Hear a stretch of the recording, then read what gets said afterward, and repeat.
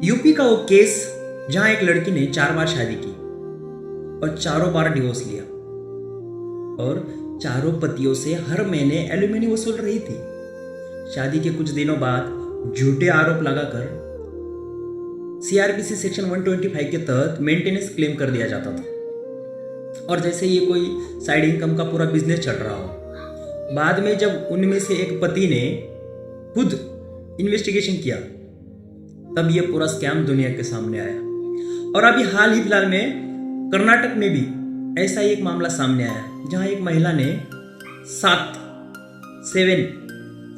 पुरुषों के साथ शादी की और 6 पतियों से ऑलरेडी वो एलिमनी ले चुकी थी और 7वें से पैसे ठगने का केस अभी भी कोर्ट में चल रहा है।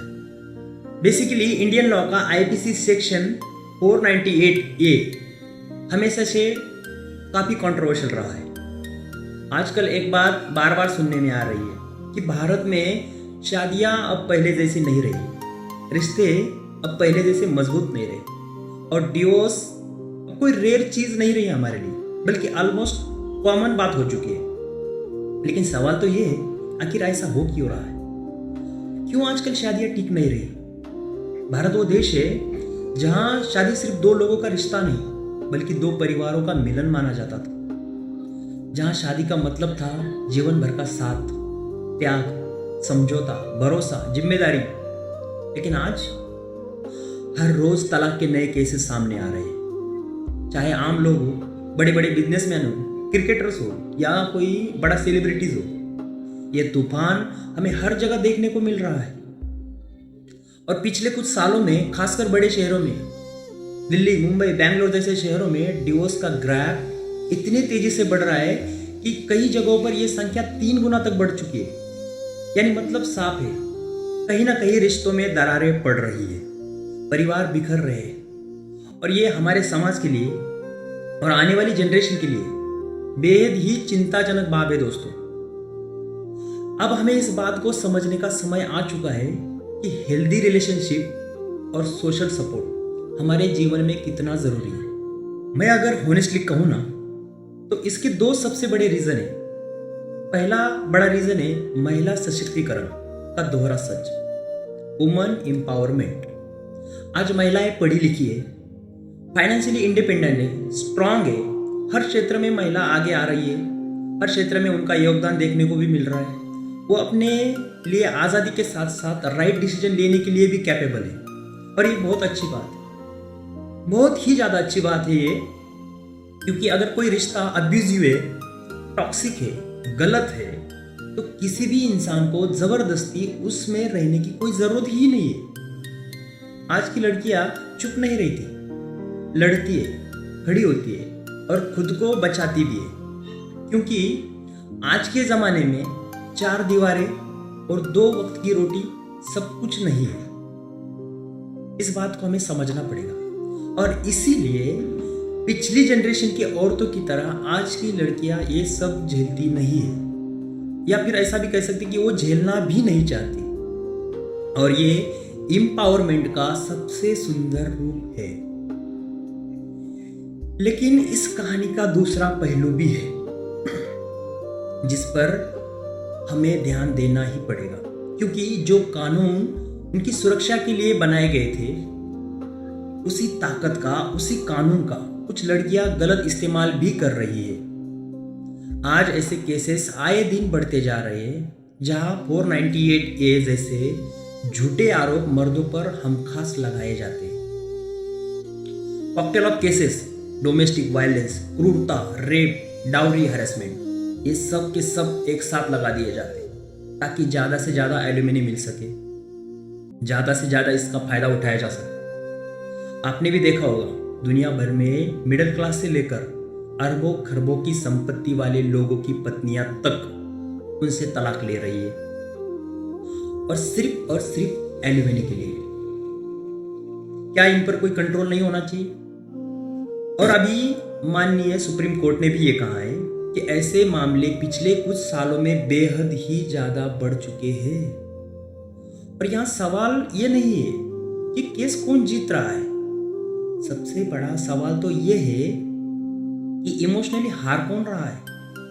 ये केसेस सालों तक चलते हैं, तारीख पे तारीख मिलती रहती है, क्योंकि अगर सालों बाद आदमी बेगुनाह भी साबित हो जाए और उसको बाइज्जत भी बरी किया जाए, तो उस दौरान उसके टूटे हुए सेल्फ रिस्पेक्ट का क्या, उसकी बिखरी हुई जिंदगी का क्या, उसके परिवार, उसके माँ बाप, उनकी जो बदनामी हुई उसका क्या, उसके मेंटल ट्रॉमा का क्या, कौन हिसाब देगा इसका?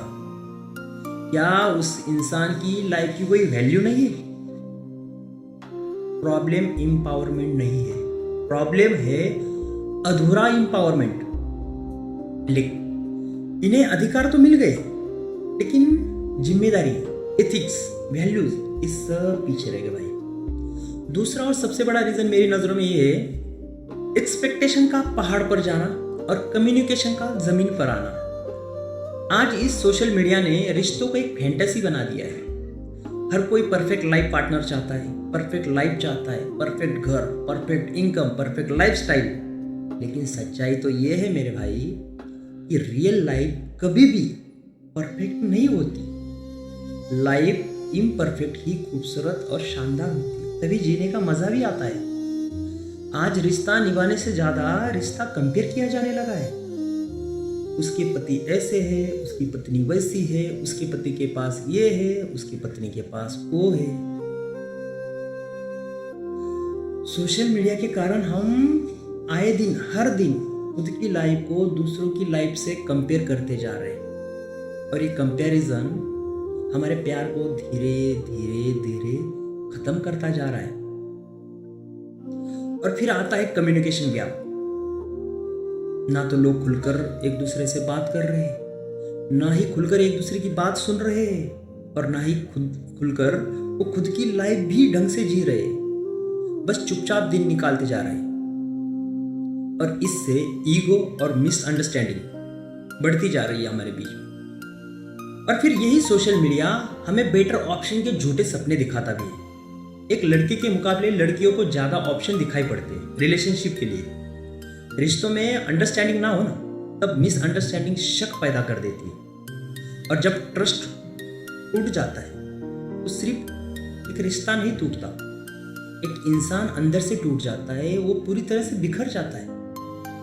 और खासकर इसमें पुरुष, जिन्हें बचपन से ये सिखाया गया है कि तुम मर्द हो, तुम रोना नहीं, लड़के हो तुम, लड़कियों की तरह रोते नहीं, अपनी भावनाएं जाहिर मत करो। और वही दबा हुआ दर्द आगे चलकर डिप्रेशन में बदल जाता है।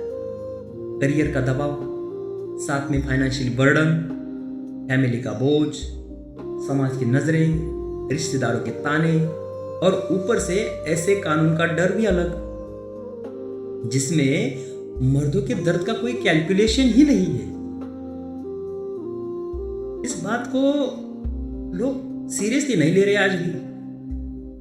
और दोस्तों, शादी कोई छोटा फैसला नहीं है। ये सिर्फ दो बॉडीज का नहीं, दो सोल्स का, दो आत्माओं का कमिटमेंट होता है।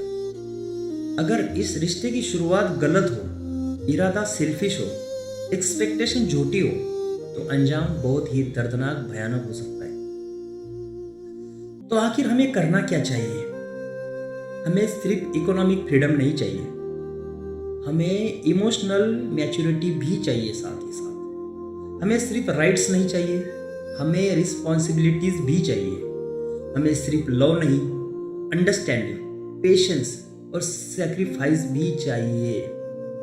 क्योंकि रिश्ते ईगो से नहीं, समझदारी से चलते हैं। फ्रीडम अच्छी है, लेकिन फ्रीडम तभी खूबसूरत और तभी अच्छी है जब उसके साथ साथ रिस्पॉन्सिबिलिटी भी हो।